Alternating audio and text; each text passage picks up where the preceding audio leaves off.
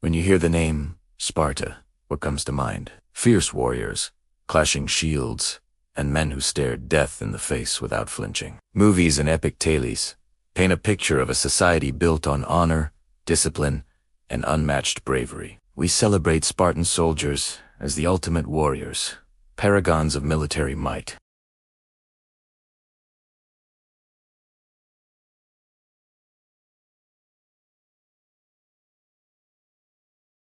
Today, we're going to look beyond the gleaming helmets and scarlet capes.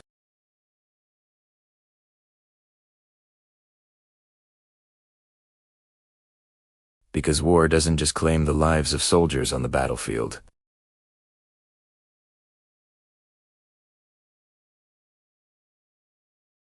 While Spartan men were conditioned to fight and die for glory, the women of the cities they conquered faced a fate that many considered far worse than death.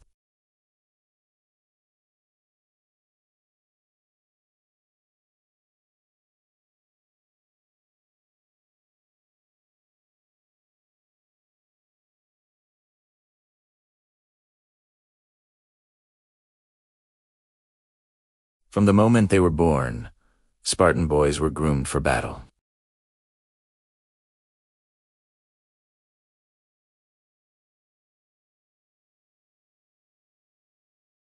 Weakness was not an option, it was a disgrace. This philosophy extended to how they waged war.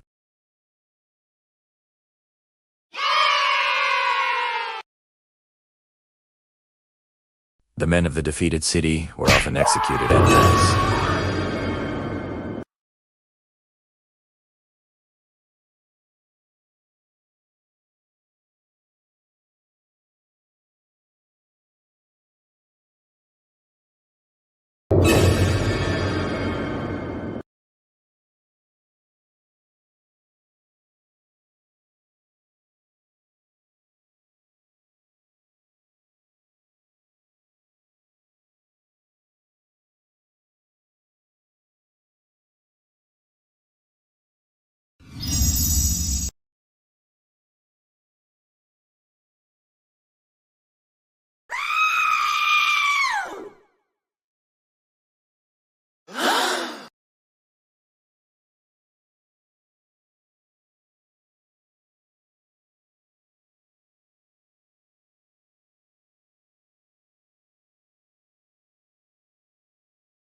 This was the moment their identities were stripped away. They were no longer mothers, daughters, or wives. They became objects, prizes to be divided among the victorious army.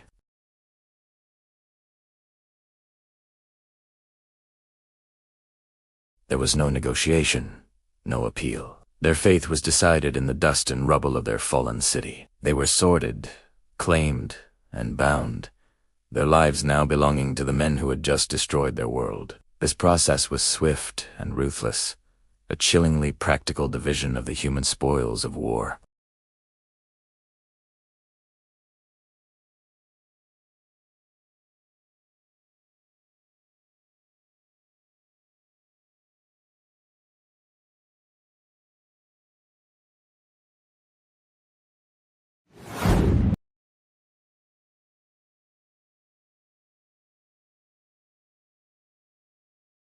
Many were forced into domestic servitude, working as cooks, cleaners, and weavers.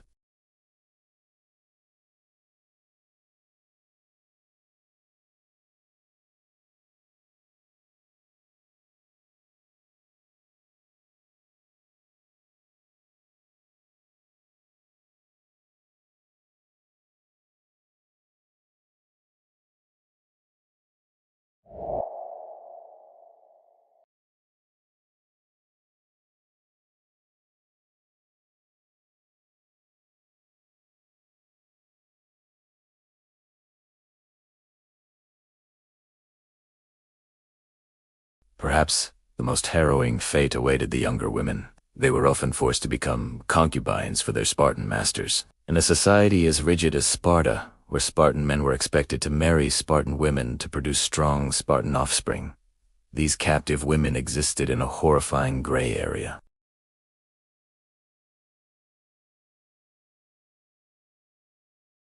Any children born from these forced unions faced a precarious existence. They were not considered Spartan citizens.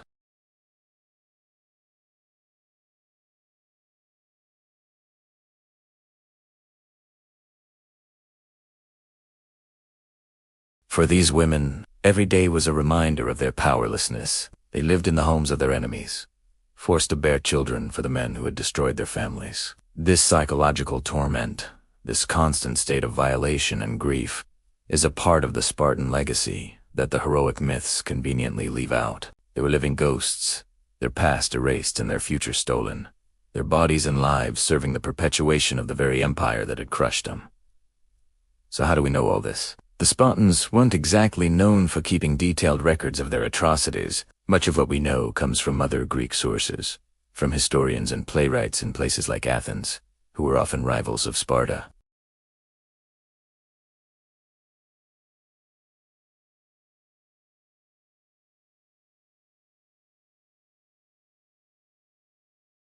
Athenian plays, particularly tragedies, also give us a powerful, emotional window into this world.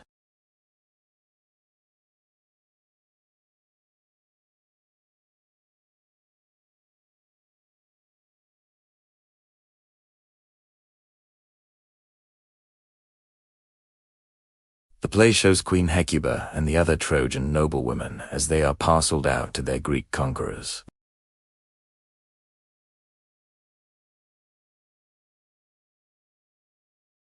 Through these sources, we can piece together the grim reality that lay beneath the surface of Spartan military glory. The enslavement of conquered populations was a common and accepted practice throughout the ancient world. When the Athenians conquered the island of Melos, they executed all the men and sold the women and children into slavery.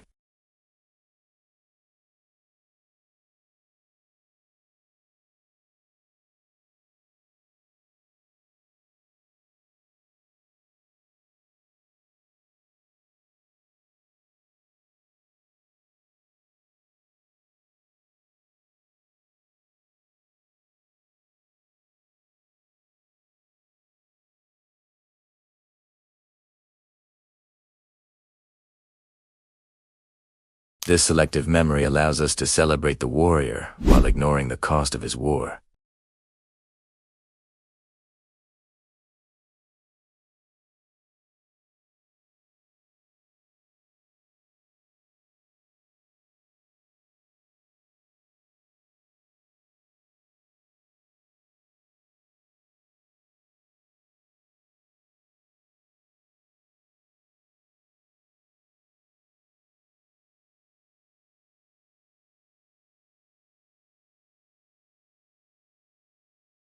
It's about seeking a more complete and honest understanding of it. The stories of these women matter.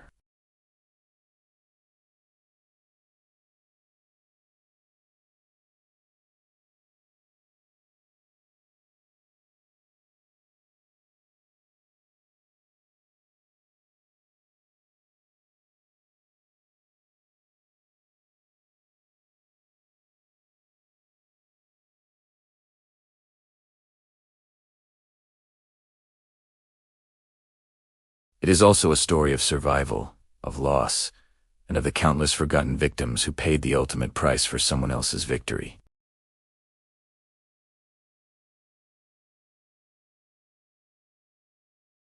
It was a society that achieved extraordinary military success, but it did so through a system of brutal oppression, both at home with the Helots and abroad with the people they conquered. The gleaming image of the Spartan warrior is inseparable from the shadow of the enslaved woman who served him.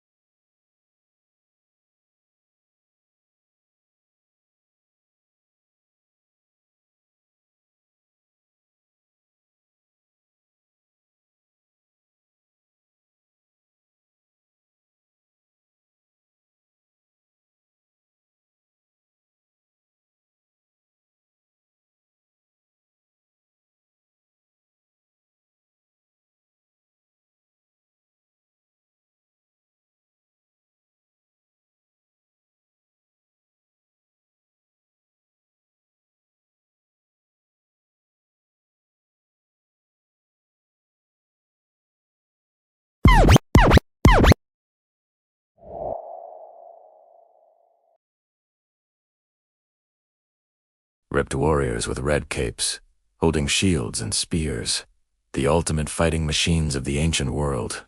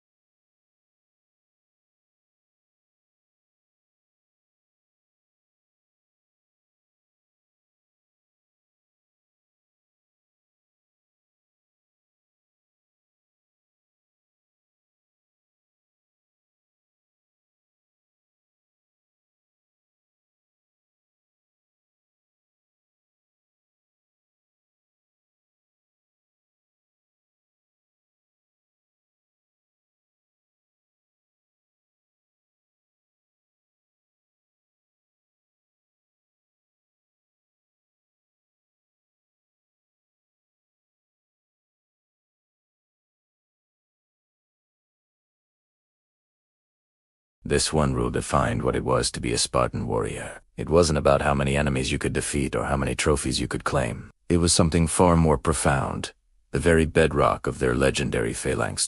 The ultimate law, the highest honor, was simple. Return with your shield, or on it. Think about what that means. Return with your shield.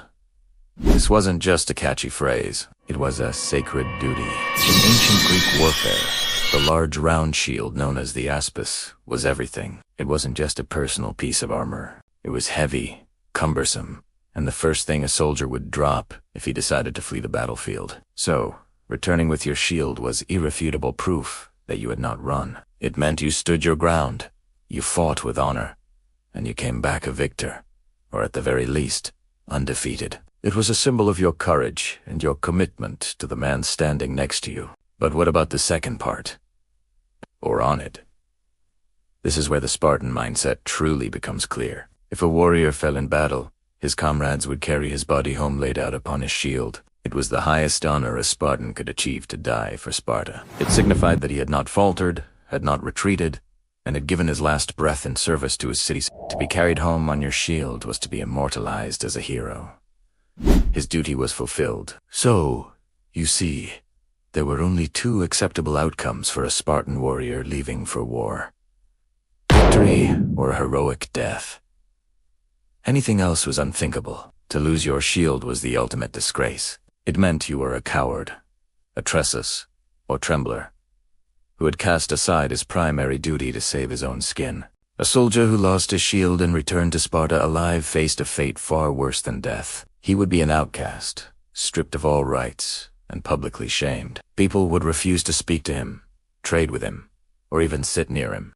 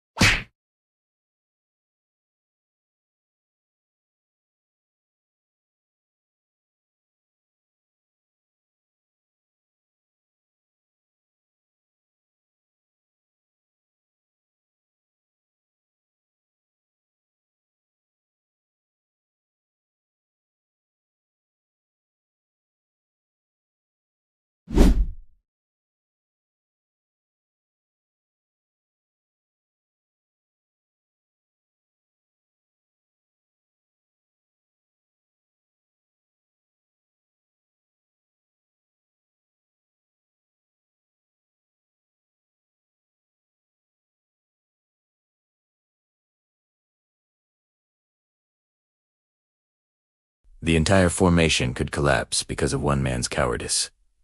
That's why the rule was so powerful. Return with your shield, or on it, was a promise. It was a promise to the man next to you, to your family, and to Sparta itself. It meant, I will not fail you. I will not run. I will stand with you, fight with you, and if necessary, die with you. My shield is your shield. This wasn't about individual heroism. It was about collective survival and collective honor. The strength of the wolf is the pack, and for the Spartans, The strength of the warrior was the phalanx. This singular focus came at a great cost. Spartans produced little in the way of art, literature, or science that we remember today. Their lives were stark, rigid, and by any other standard, unforgiving. But on the battlefield, they were unmatched for centuries. Their reputation alone could make enemies tremble. When the Persian king Xerxes invaded Greece with a massive army, he famously sent a message to the small Spartan force at Thermopylae, demanding they lay down their weapons.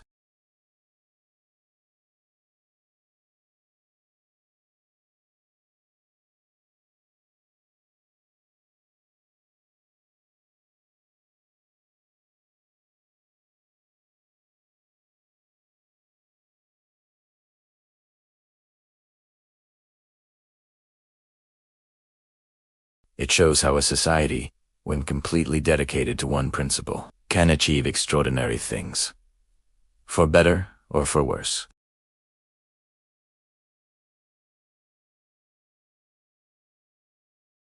But the conviction in his heart, and the promise he makes to those standing with him.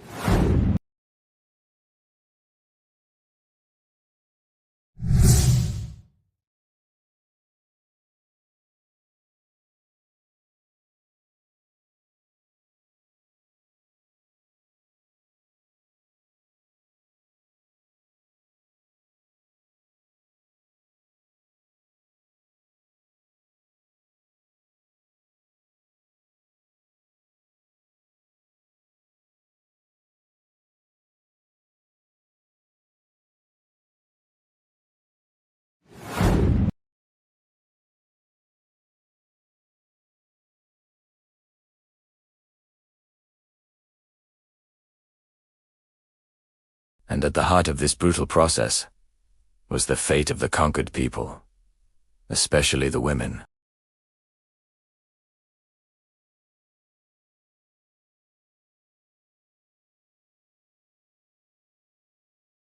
For most Greek city-states, defeating an enemy meant a grim but predictable outcome. The men of fighting age were often executed on the spot. The rest of the population, women, children, the elderly, were typically sold into slavery. It was a cruel, transactional business of war. But the Spartans, they took this cruelty and refined it into a psychological weapon. For Sparta, it wasn't enough to just enslave the survivors. They aimed to humiliate, to break the spirit of their enemies so profoundly that the very idea of future resistance would be unthinkable. Their methods were a calculated form of state-sponsored terror. When a city fell to the might of Sparta, its social fabric was not just torn, it was methodically unraveled, thread by thread. Imagine you are a resident of a city that has just fallen to the Spartans. The gates are breached. The fighting in the streets has ended. Spartan hoplites, emotionless and disciplined, now patrol your home. The first thing you'd witness is the separation. Families are ripped apart with cold efficiency. Men who fought against them are rounded up.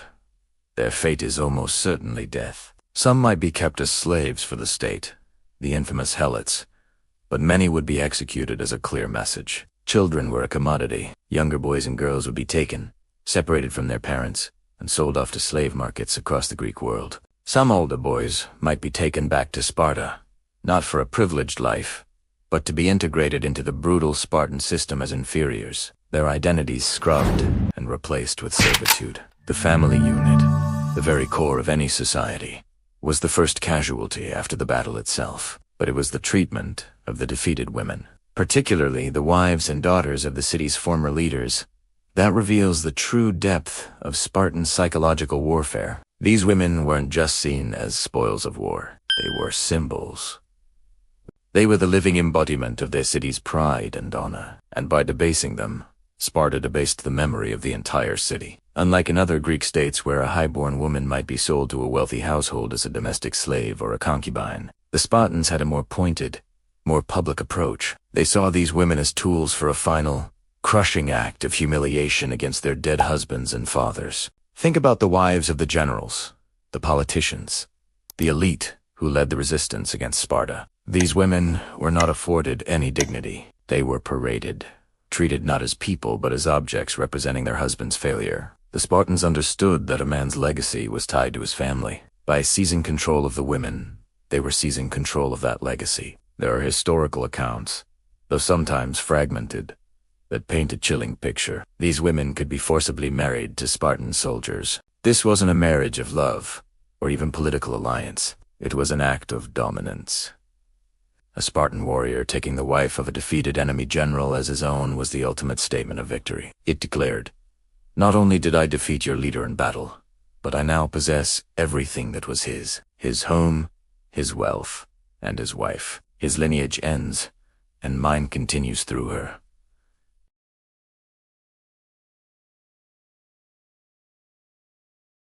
Secondly, and more importantly, it was a tool of psychological terror. News of this practice would spread to other cities, a clear warning of the consequences of defying Spartan power. It told every man in Greece that if you fight Sparta and lose, your legacy will be extinguished and your family name will be swallowed by your conqueror.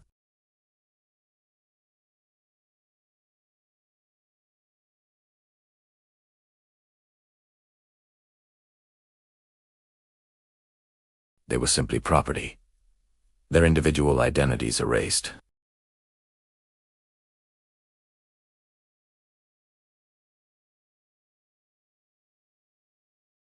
In a single generation, the bloodline of a noble enemy family could be absorbed and erased, repurposed to serve the Spartan state.